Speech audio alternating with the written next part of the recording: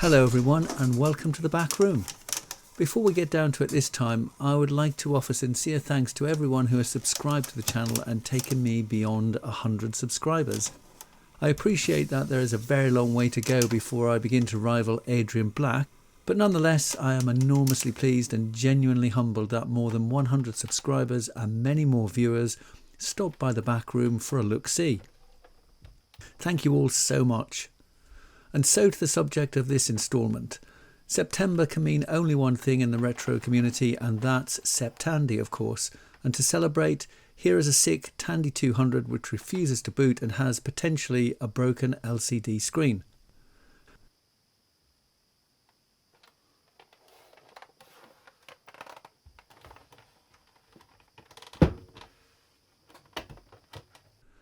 Introduced in 1984, the Tandy 200 was intended as an upgrade to the popular Model 100 and 102 and sported a 16-line flip-up LCD screen and 24K RAM upgradable to 72K with plug-in memory modules.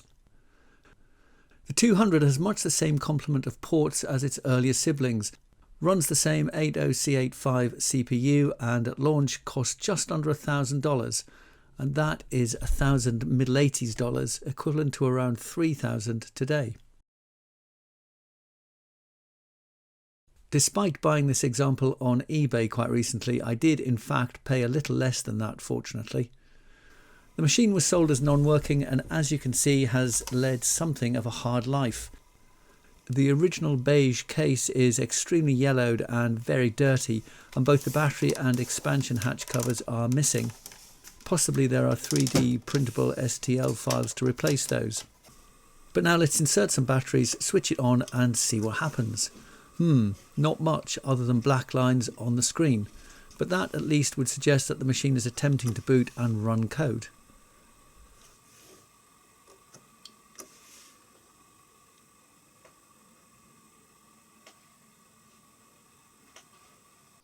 Time to bust it open and have a look inside.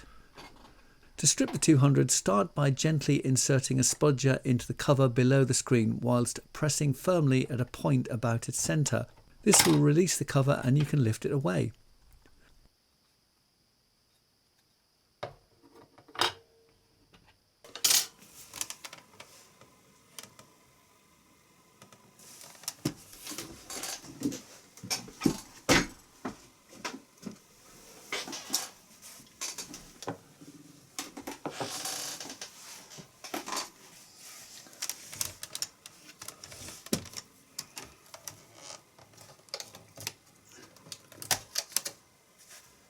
Undo the 4 screws, release the ribbon cable which just pulls free and lift the screen off as a complete unit from the base of the machine.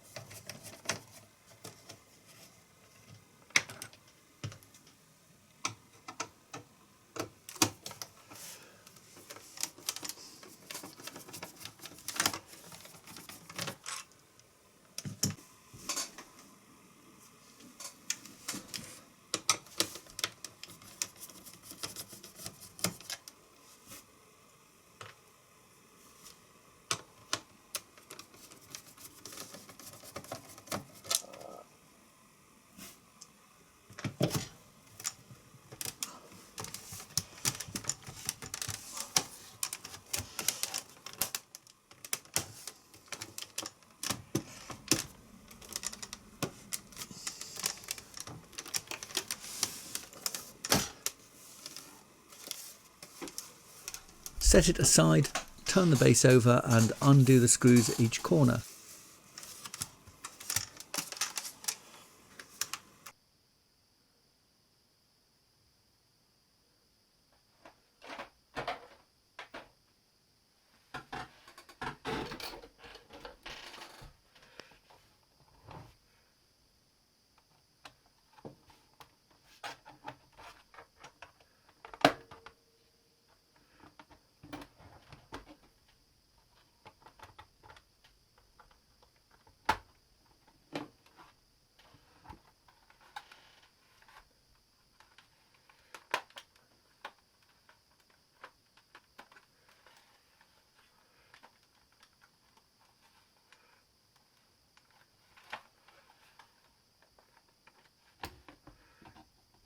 With some gentle prying, you should be able to separate the case halves and reveal the motherboard within.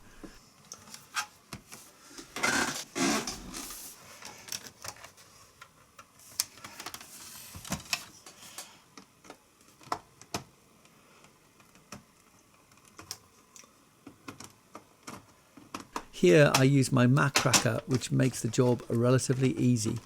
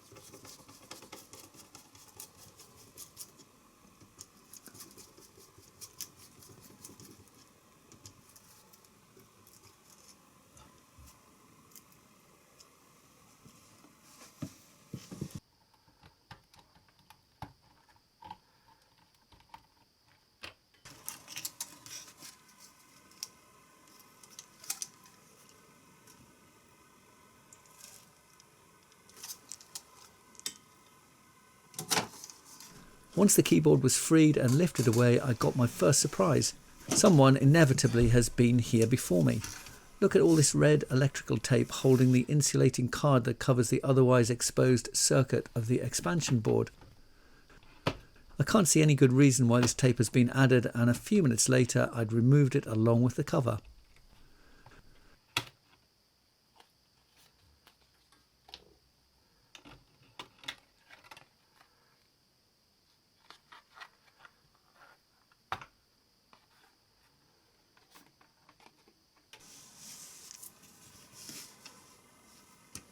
A few more screws to undo and I was able to lift the motherboard from the case.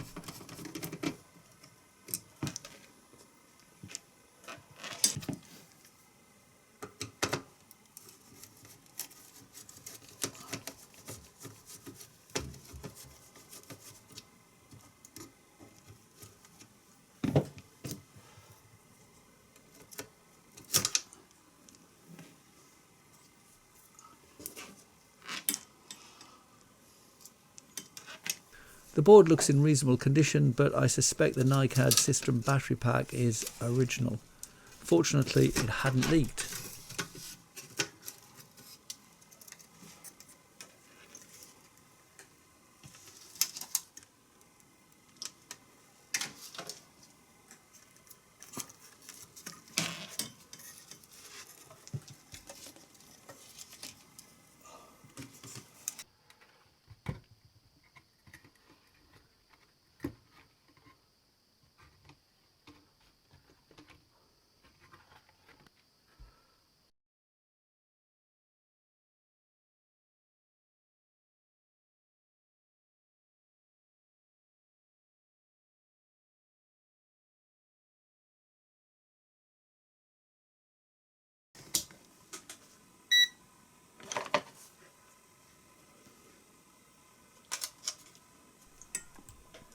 I checked its voltage with a multimeter, and as you can see it's showing around 1.4 volts, definitely beyond any useful purpose. Now at this point I should confess to knowing, or at least being able to make a good guess as to why the machine isn't booting and showing black lines on screen. Having worked on a Tandy 200 previously, I know that a depleted system battery will result in just the kind of symptoms we saw at the beginning. So time to remove the battery and replace with a modern equivalent.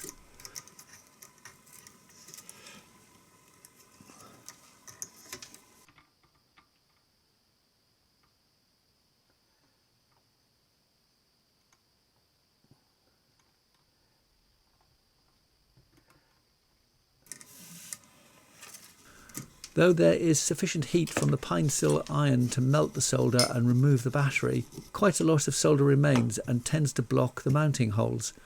I tried removing this with solder braid, and when that didn't work, a manual solder sucker. But eventually I was beaten into submission and used the desoldering station to remove it, which of course worked beautifully.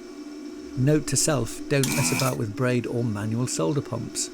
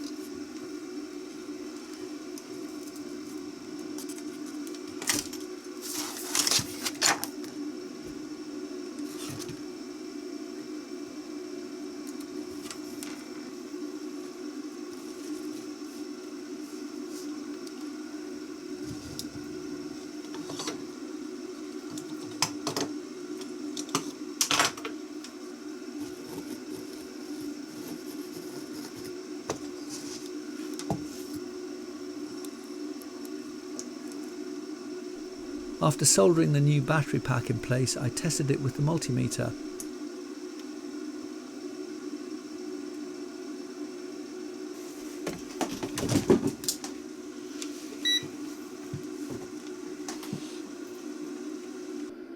Ah, 3.8 volts, that's better. So now let's put the various parts back together sufficiently so that the 200 can be tested.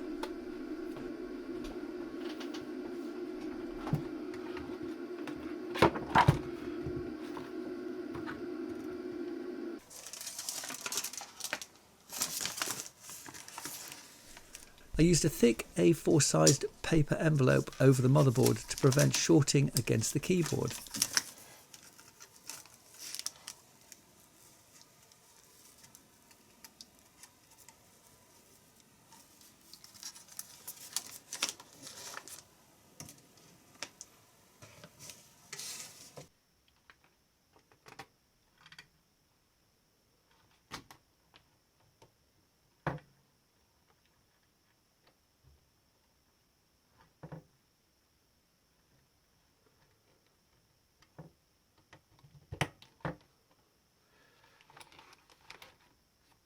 And after connecting the batteries, a press of the power key brings the 200 back to life and the machine boots to its menu screen.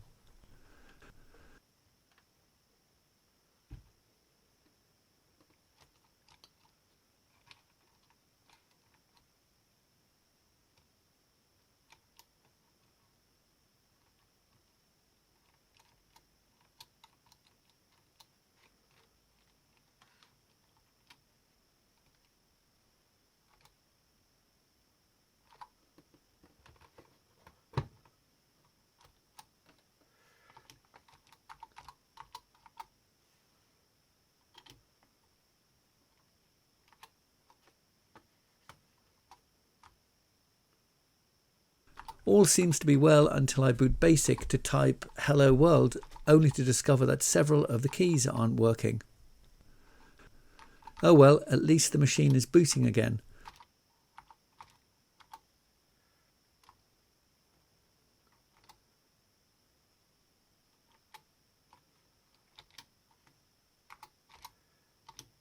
Fixing the keyboard, cleaning and retro-brighting the case, and generally restoring the 200 back to former glories will be the subject of a follow-up video. But for now, and with the machine running, it's time to thank you for watching and say goodbye to another Tandy.